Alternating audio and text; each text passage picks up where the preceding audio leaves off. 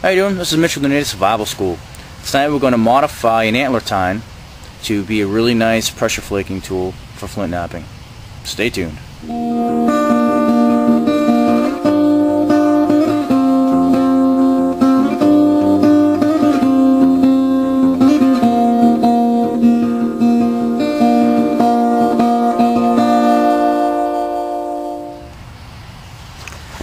Okay, so in my Native Survival pouch, some flint knapping tools. Let's see what we got.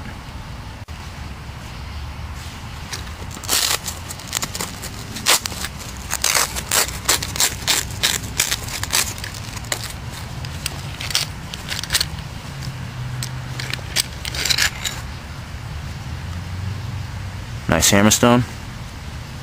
It's very coarse. I like that. It has good bite. It has other uses too. I have a couple antler tines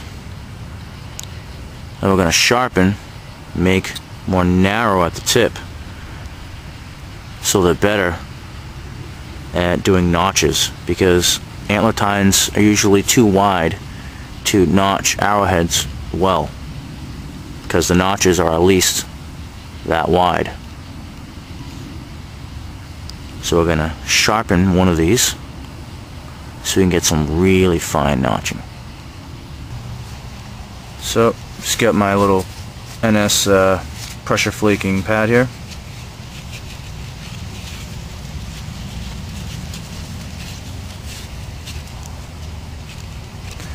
I'm just going to put a little piece of shell on here as if I'm going to pressure flake it. Pick one of these tines.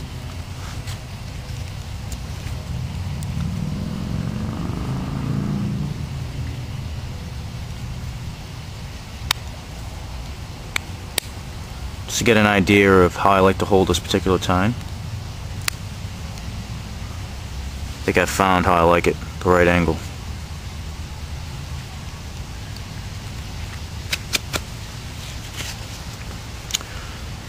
Okay, so I'm still holding it in that angle. Now I'm going to rub the two outside angles of it. Now I'm just going to make it narrower.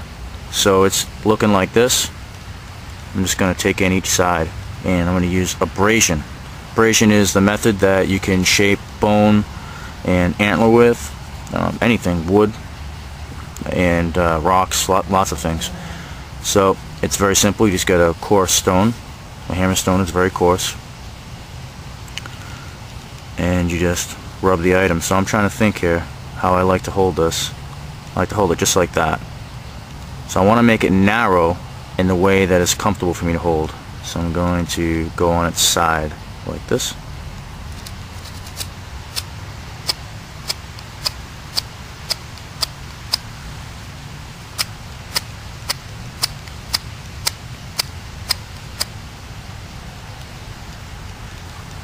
That's working really well.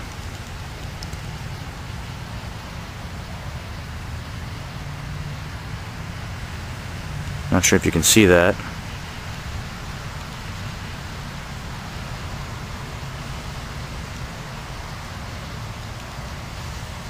See the angle? So I'm going to do the opposite side. So instead of that side, let's see. You don't want to rush this stuff. You want to get it just right. Okay, that's how I like to hold it.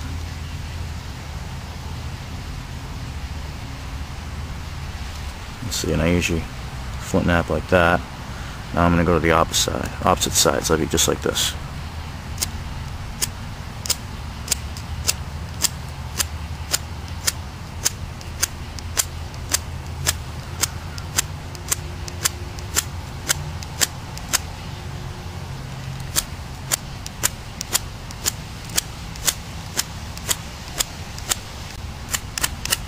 This is how you make antler arrowheads as well. This is like a chisel now. Super sharp. That's how you make needles as well. See a nice chisel point on top. little triangulation in the front.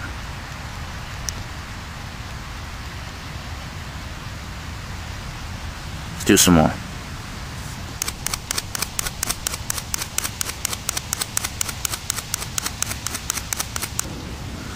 Alright, so now I have a nice thin tip. I just work both sides like a scandy edge. It's nice and thin. So now, if I take my pressure flaking pad, swirl it up. Just have a little piece right here. I can nap real quick.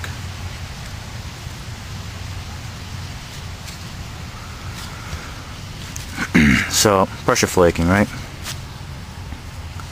So I can still flake large if I put the bevel flat. But if I turn it on its side, now it's going to be super thin, allow me to take very small flakes. Yeah, look at that flake right there.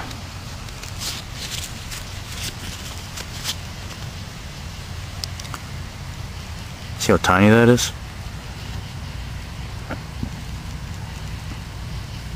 That's really small.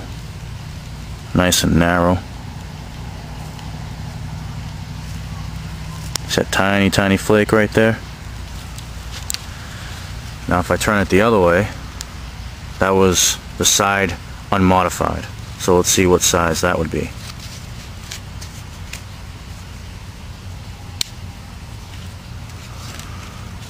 Alright, there it is, as the proof.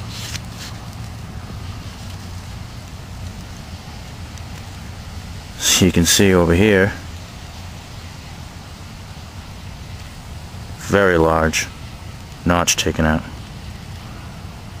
Right here. But now you look at the other one, and it's half. It's half as small. I can still go in, all I have to do is turn it sideways. So I can still do large flakes if I want, like this. But then when I turn it the other way, now it's a little scandy edge. It's really thin and really maneuverable. Allows me to get inside deeper and make smaller notches further in without breaking my notches off, because now my shoulders are much smaller. I mean, there's the proof right there. Large, small, very small notch next to it right there. So it's a handy way, just by using abrasion, by abrading your antler to get it really fine tipped. And I only like to do two sides instead of doing all four sides and making like a little point. I like to do two sides because it allows me to just turn it sideways, and it still has the full width, so it's still really strong even though it's thin, because now the width is still, now it's going up and down as I go this way. So it's really thin like this, but when I turn it this way, it still has the full strength of the width of the edge, even though the edge is, you know, hair popping, really small. So it's strong, it's resilient, it's antler, and it is going to pressure flake phenomenal now. Just a quick little modification to an antler tine to make it really good for pressure flaking. Alright, so thanks for joining me tonight for this quick mod to make a really nice antler pressure flaker. Appreciate your views, comments, and your support. I'll see you in the next one. Take care.